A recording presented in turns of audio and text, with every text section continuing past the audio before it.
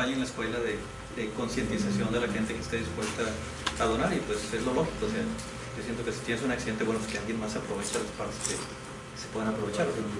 ¿Mande? Ándale, sí. Nada más que me dijeron, no, refacciones de 1956 ya no sirven. Bueno, está bien. Entonces, la primera es, yo estaría dispuesto a donar sangre al menos cada 2 meses. Esa es la primera pregunta. Y ahí normalmente se hace escala Likert, a ver qué tan de acuerdo o desacuerdo o de acuerdo estás en cada una de las variables.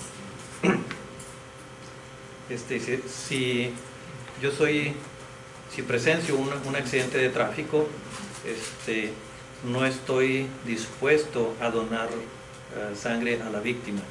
Esa sería la otra pregunta, a ver qué tan desacuerdo y de acuerdo estás con ese enunciado. Y luego, si es necesario, estoy dispuesto a darle sangre a un familiar o a un amigo cercano. Y la otra es, estaría dispuesto a dar una parte de mi piel a algún familiar que ha sido quemado en forma muy seria. Y luego, si es necesario, me gustaría donar médula a un familiar. Entonces, todas esas preguntas están relacionadas con sangre, piel y médula. Entonces, cuando se hace lo que se llama la corrida de análisis de factores, van a aparecer lo que se llaman cargas de los factores, que lo pueden interpretar como una correlación entre las variables originales y los nuevos factores que aparecen. ¿Y cómo vamos a seleccionar los factores? Las que tengan cargas más altas. Analizan variable 1, está más cargado, puedes usar otro color para que quede más claro. Está más cargado aquí con el factor 1. La variable 2, pueden ver, hay que verlos en forma absoluta, o sea, son correlaciones. Entonces, este es el más alto, y luego de estas 3 también este es el más alto. De estas 3 también este es el más alto, y este también, pueden ver comparado con estos. Ya en las siguientes, estas 2, pueden ver que la carga más fuerte está aquí, ¿verdad? Punto 14, punto 79, punto 29. Entonces voy a seleccionar este. Y luego la variable 7 está más cargado en esta parte. La variable 8, 9 y 10, observen ustedes que están más cargados en esta parte, en el factor 3. Entonces lo que hacen es, pues, leer las variables del cuestionario para ver cuáles tienen sentido asociar. Y por ejemplo, estas 2 se refieren a donación de órganos. Dice, estoy dispuesto a donar mis ojos a un extraño si acaso muero, y estoy dispuesto a donar mi corazón o cualquier otro órgano vital después de mi muerte. Entonces, estas 2 tienen en común que es donaciones después de la muerte. Y luego las últimas 3, vean lo que dice, nunca donaría uno de mis riñones a alguien fuera de mi familia, ni siquiera a un amigo cercano. Y luego, si es necesario, donaría uno de mis riñones a un extraño en este momento. Y la última, si en este momento me doy cuenta que un pariente desesperadamente necesita un riñón para sobrevivir, no le donaría uno de los míos. Entonces, hay de todo en la familia, ¿verdad? Entonces, como pueden ver, todas estas preguntas están relacionadas con donación de riñón. Entonces, aquí lo interesante, aquí ya se los acomodé bien bonito, pero realmente esto es el trabajo laborioso que se hace en SPS, es ver dónde están las cargas, leer las preguntas y ver cómo asociamos esas preguntas a algún concepto, ¿sí? Como pueden ver, las últimas 3 preguntas que les leí, todas están relacionadas con donación de riñones. Entonces, el factor 3, entonces, le pudiéramos llamar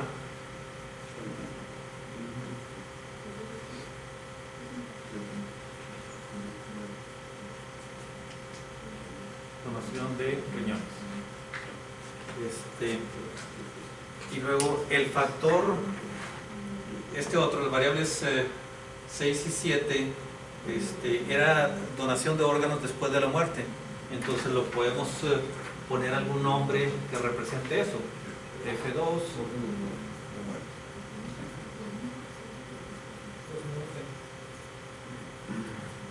¿Sí? Postmortem. Si le podemos llamar de esa manera.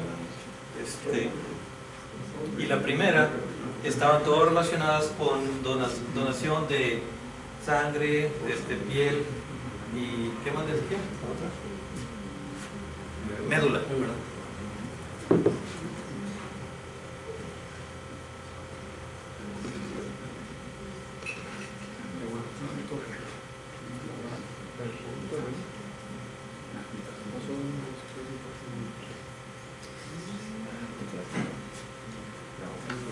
Bueno, esta es la parte latosa de análisis de factores, porque a veces tienen 100 variables y tienen que ver dónde se cargan. No todas las 100 variables va a ser necesario analizarlas. ¿Por qué? Desde el punto de vista matemático, aquí la cantidad de factores, porque inicialmente pueden tener un factor para cada variable, pero pues realmente no tiene mucho sentido. Se le saca lo que se llama valores característicos o eigenvalues. Lo representamos con lambda, es un factor de correlación entre el factor y las variables originales, y seleccionamos aquellos lambdas que sean mayores o iguales que 1. Entonces, ¿cuántos factores van a aparecer? Varía. Algunas veces les van a aparecer 3 factores, otros 7 factores, etc. Y el punto de corte es esa lambda.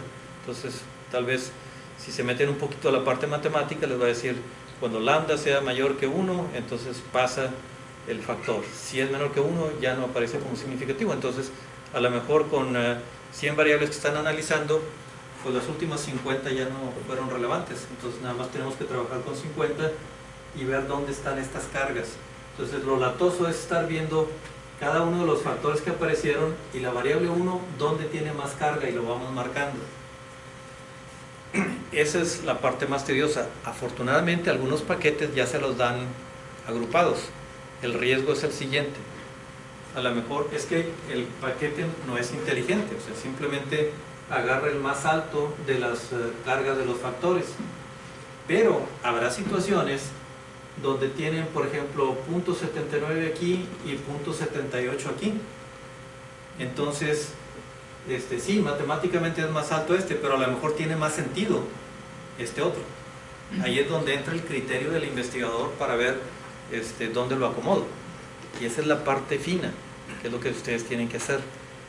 Por eso hacer análisis de factores es muy latoso, porque cuando estamos manejando muchas variables tengo que analizar o leer variable por variable de las que aparecen con estos factores, que a lo mejor empecé con 100 y nada más me van a aparecer aquí 50, 60. Tengo que ver dónde se cargan más, y una vez que veo dónde están las cargas, trato de darle un nombre a todas esas variables que se agruparon en un solo factor. Y ahí le llamé, por ejemplo, el factor 1, donación de sangre, piel y médula. Factor 2, donación de órganos post-mortem. Y factor 3, donación de riñones. Entonces, esas etiquetas se las voy a poner después de analizar el contenido de cada una de las variables, ¿sí? Y de esa manera veo qué etiquetas tienen algo de sentido. Información adicional. Lo que se llama varianza explicada. ¿Se acuerdan del concepto que manejábamos en regresión múltiple? El fenómeno me está explicando el 30% o el 50%. Bueno, aquí en este caso, el primer factor me está explicando casi el 37% del fenómeno que estoy estudiando. El otro factor nada más me explica el 12% y el otro el 10%. Y aquí abajo nada más les puse el acumulado. Entonces los primeros 3 factores me están explicando pues casi el 60% del fenómeno que estoy estudiando. Pues está bastante razonable. ¿Cómo andamos de tiempo? Todavía hay mucho.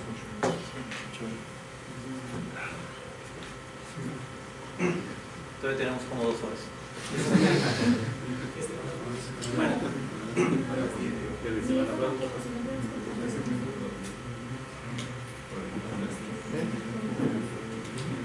déjenme darles casos prácticos donde he utilizado esto. ¿Se acuerdan del caso que les mencioné de las acciones iban a subir o bajar, etcétera? Empezó el análisis estadístico por aquí. Teníamos 21 variables financieras de las empresas que habían en los últimos 3 años habían subido sus acciones, que permanecían igual, es que habían bajado. Teníamos lo que se llama razones financieras y coeficientes de variación de las razones financieras. Razones financieras me refiero, por ejemplo, activos o pasivo entre activos. O sea, ¿cuánto debo de lo que tengo dentro de la empresa? Es una razón financiera. Entonces, rotación de inventarios es otra razón financiera. Entonces, utilicé las razones financieras de las empresas y luego los coeficientes de variación. O sea, de los últimos 3 años, de cada uno de esos factores, saqué la estadística y saqué el coeficiente de variación. Entonces, eso lo tomé como una variable. Entonces, de esas 21 variables lo metí al análisis de factores. Entonces, en análisis de factores, después de hacer esto, que fue la parte más laboriosa, me di cuenta que en vez de trabajar con 21 variables, podía trabajar nomás con 7.